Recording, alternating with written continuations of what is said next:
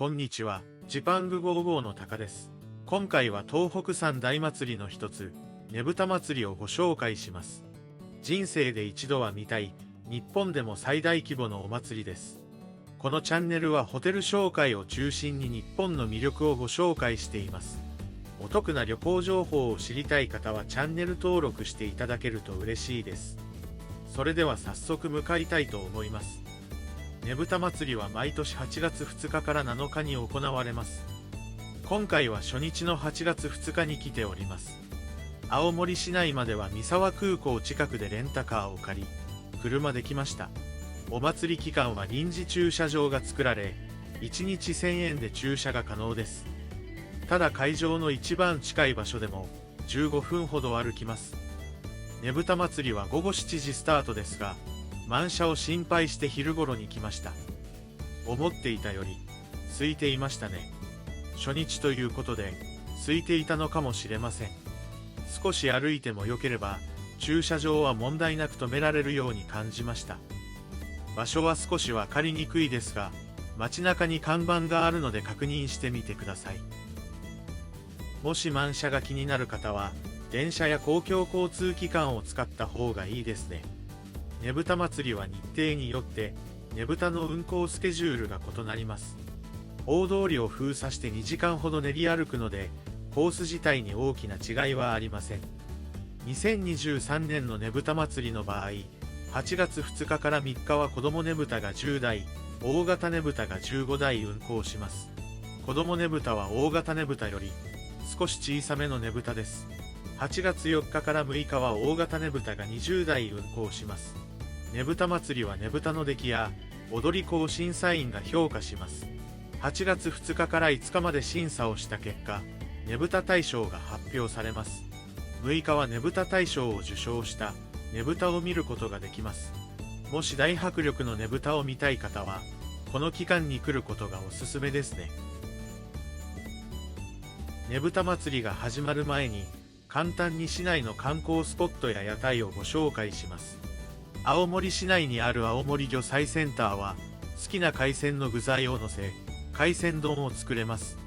青森駅からも10分から15分ほどです。ただ人気店なので、かなり混雑していましたね。ねぶた祭り期間は特に混雑しているかもしれません。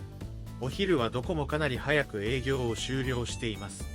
お昼を青森市内で食べる際は注意が必要ですね。続いてはねぶた祭りの歴史を紹介するねぶたの家はラッセを見に行きたいと思います。場所は海岸沿いにあります。ここではねぶた祭りの歴史やどのようにねぶたが作られているか学ぶことができます。去年のねぶた大賞に輝いたねぶたも展示されています。今日はねぶた祭りということで、建物の前には屋台が多く出ていました。東北名物などが売っていますね。路上パフォーマンスで津軽三味線なども披露していました。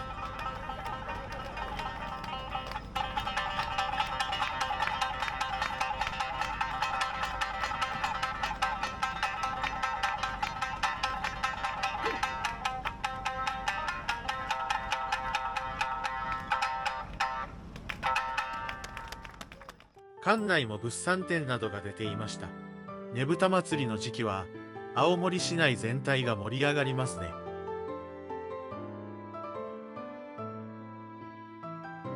館内ではねぶたの歴史や作り方を学べます。とても勉強になりますね。ねぶた祭りの起源は諸説あり、確定している説はないそうです。青森各地のお祭りともルーツを共有していると言われています。わかりやすい説明で理解しやすかったです。ねぶたを 3D で絵を描くこともできました。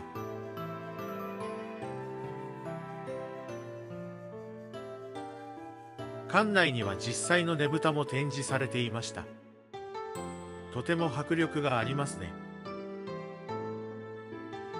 こちらは2022年ねぶた大賞を受賞した作品です。とても迫力がありますね。ねぶたは神話や日本の歴史上の人物をモチーフにすることが多いです。表情もとても豊かですね。ねぶたの中も見ることができます。表面は和紙で、中からライトで照らし、きれいにねぶたを映し出します。とても楽しく、勉強になる施設なので、ぜひ訪れてみてください。すぐ近くは海になっており、海水浴を楽しんでいる方々もいました。商業施設もあり、レストランやお土産なども売っていました。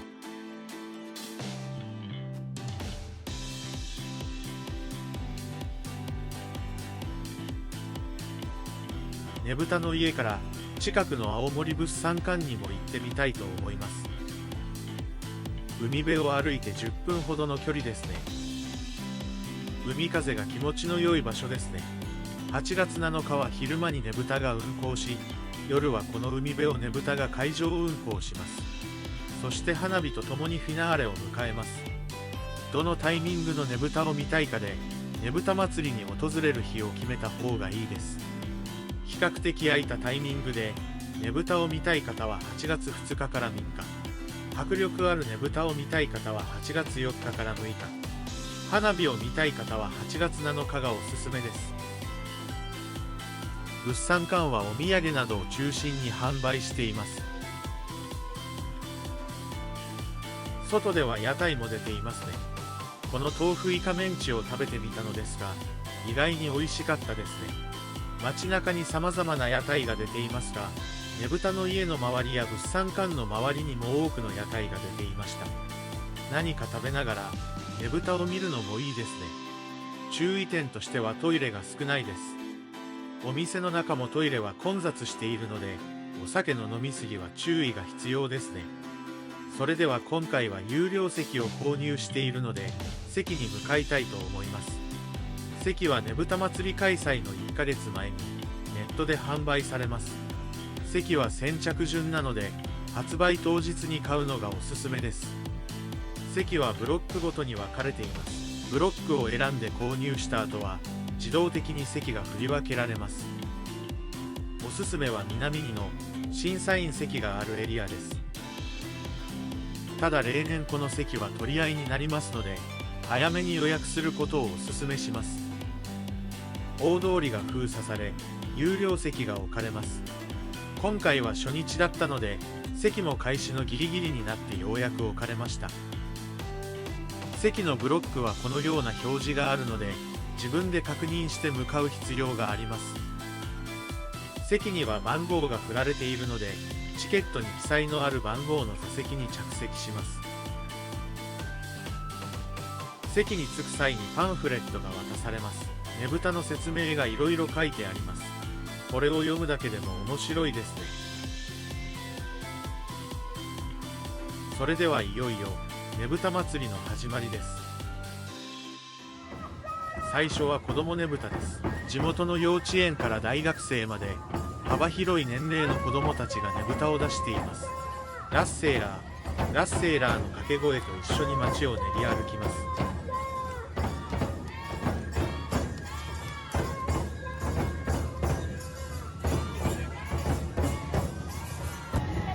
普通のねぶたより大きさは小さめになります。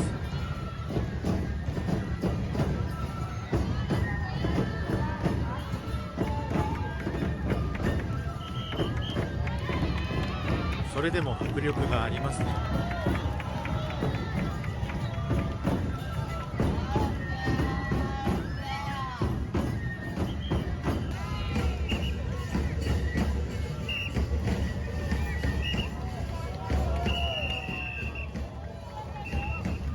ミスねぶたも車から手を振っていました。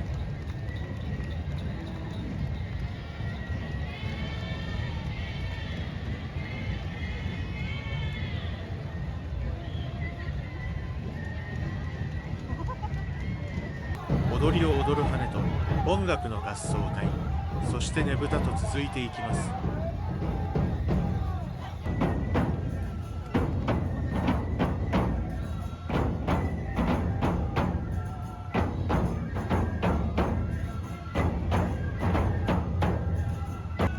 らが大型ねぶたです。各企業や地域ごとにねぶたの特色が違います。踊りや音楽などは全て共通ですね。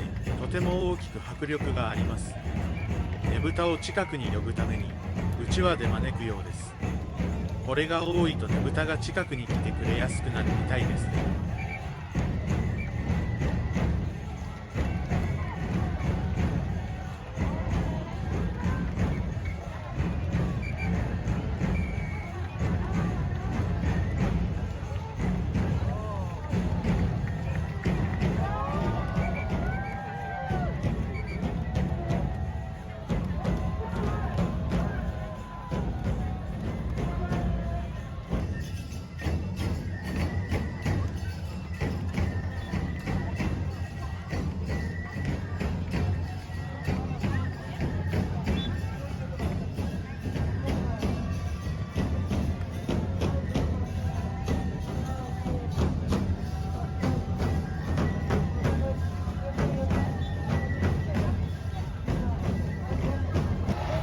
とてもノリの良い羽と集団がいました。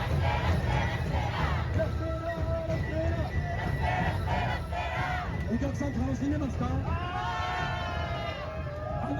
ってみるからダメ。座ってみるからダメ。声出すから立ち上がるよ。じゃあ、はい、スタンダップ。はい、スタンダップ。はい、スタンダップ。スタンダップ。はい、右、右、左、左。右、右、左、左。はい、こっちのお客さん見てますね。皆さん、いきますよ。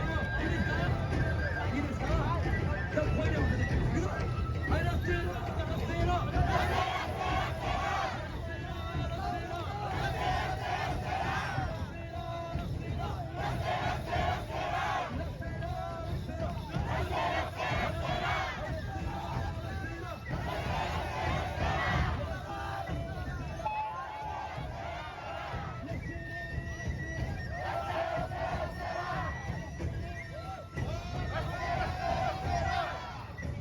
合奏隊の迫力もすごいですね。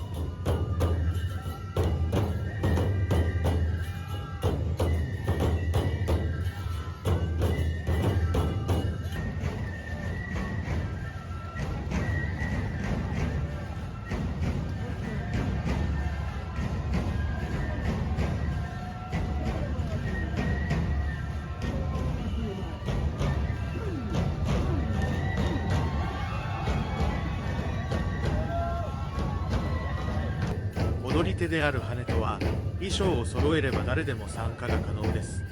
事前予約も必要ないので、当日に集合場所に行けば誰でも練り歩くことができます。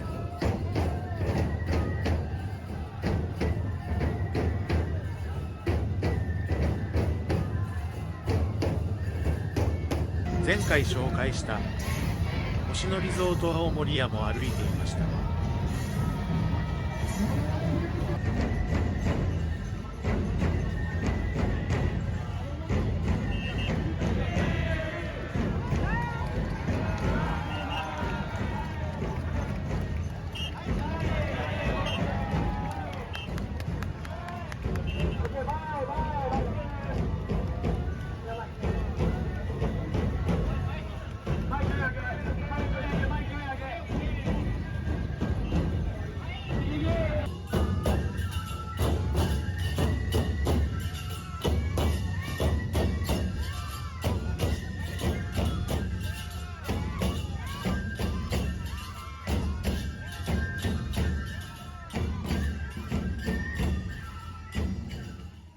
かなり迫力がありましたね。